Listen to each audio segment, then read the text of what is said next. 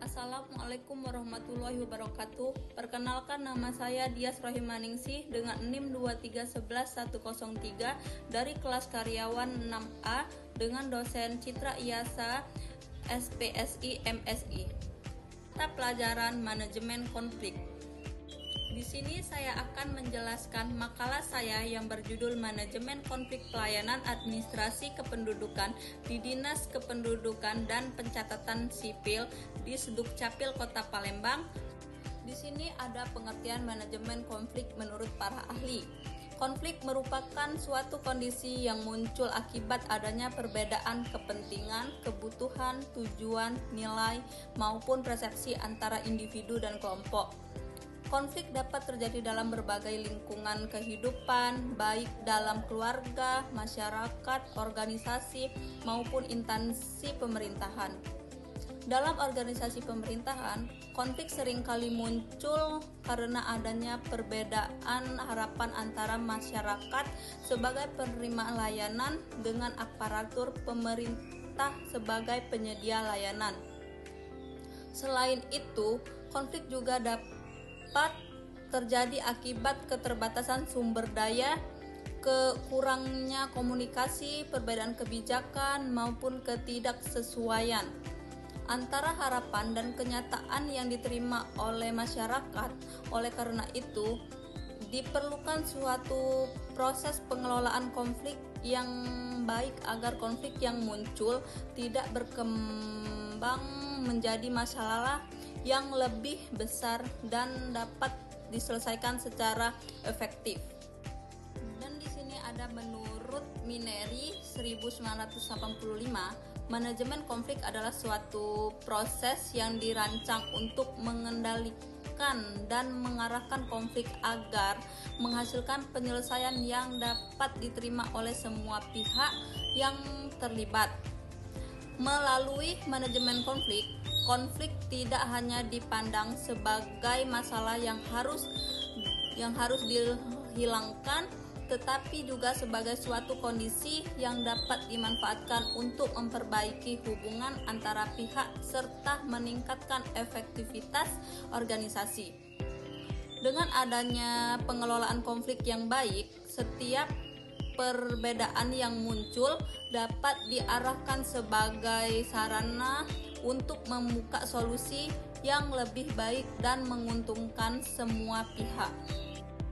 Ada juga menurut Luhns 2011, manajemen konflik merupakan usaha untuk mengenali, menganalisis, dan menyelesaikan konflik secara rasional sehingga tujuan organisasi tetap dapat tercapai. Luhns meyakinkan bahwa konflik harus dipahami terlebih dahulu, penyebab dan karakteristiknya sebelum dilakukan tindakan penyelesaian melalui analisis yang tepat. Organisasi dapat menentukan strategis penyelesaian konflik yang sesuai sehingga konflik tidak menimbulkan dampak negatif yang berkepanjangan. Dan ada juga manajemen konflik menurut saya.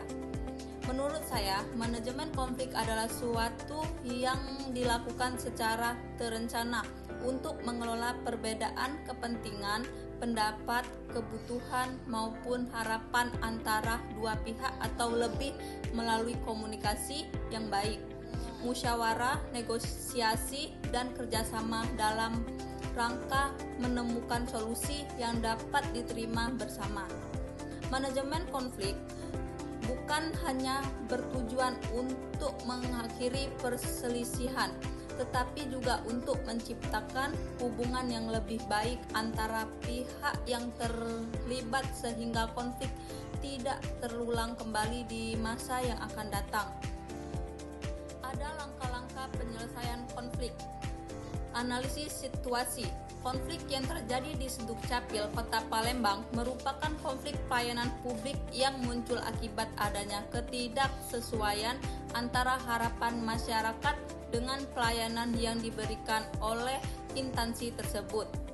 Masyarakat sebagai pengguna layanan menginginkan proses pengurusan dokumen kependudukan yang cepat, mudah, dan tepat waktu.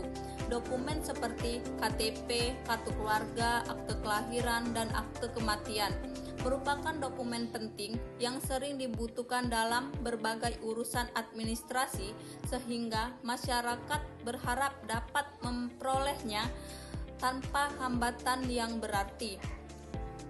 Selain itu, terdapat pula isu mengenai gangguan sistem administrasi kependudukan yang berbasis teknologi informasi. Ketika sistem mengalami gangguan atau jaringan internet bermasalah, proses pelayanan terjadi terhambat dan menyebabkan keterlambatan penerbitan dokumen. Isu-isu tersebut kemudian berkembang di masyarakat dan menjadi faktor yang memperkuat terjadinya konflik yang masyarakat dan pihak di Sedukcapil. Di sini ada kesimpulan. Pelayanan administrasi kependudukan merupakan salah satu pelayanan publik yang sangat penting karena berkaitan langsung dengan kebutuhan masyarakat dalam memperoleh berbagai dokumen resmi seperti KTP, kartu keluarga, akte kelahiran, akte kematian, dan dokumen kependudukan lainnya. Dalam pelaksanaannya, di Sedukcapil Kota Palembang memiliki tanggung jawab untuk memberikan pelayanan yang cepat, tepat, transparan, dan mudah diakses oleh masyarakat. Berdasarkan hasil pembahasan, konflik pelayanan administrasi kependudukan di Sedukcapil Kota Palembang terjadi akibat adanya perbedaan harapan antara masyarakat sebagai pengguna layanan di Sedukcapil sebagai penyelenggaraan pelayanan publik. Masyarakat menginginkan pelayanan yang cepat, mudah, dan tepat waktu. Sedangkan di Sedukcapil harus menjalankan pelayanan sesuai prosedur dan ketentuan administrasi yang berlaku. Konflik tersebut dipengaruhi oleh beberapa faktor, yaitu tingginya jumlah permohonan pelayanan, keterbatasan sumber daya manusia, gangguan sistem administrasi kependudukan, kurangnya informasi mengenai prosedur pelayanan, serta perbedaan persepsi antara masyarakat dan petugas pelayanan. Kondisi tersebut menimbulkan berbagai keluhan seperti lamanya proses pelayanan, kesalahan data administrasi, antrian yang panjang, serta keterlambatan penerbitan dokumen kependudukan. Meskipun menimbulkan dampak negatif berupa menurunnya tingkat kepuasan dan kepercayaan masyarakat terhadap pelayanan publik, konflik ini juga memberikan dampak positif karena mendorong di Sedukcapil untuk melakukan evaluasi dan perbaikan pelayanan melalui penerapan manajemen konflik yang baik seperti meningkatkan kualitas pelayanan, pelatihan pegawai, pengembangan pelayanan berbasis digital, peningkatan komunikasi dengan masyarakat, menyediakan layanan pengaduan, serta evaluasi pelayanan secara berkala. Konflik yang terjadi dapat diminimalkan dan kualitas pelayanan publik dapat terus ditingkatkan. Dengan demikian, pelayanan administrasi kependudukan yang lebih efektif, efisien, dan responsif terhadap kebutuhan masyarakat. Mungkin itu saja penjelasan dari saya, semoga bermanfaat buat teman-teman. Apabila saya ada salah kata, saya mohon maaf. Assalamualaikum warahmatullahi wabarakatuh.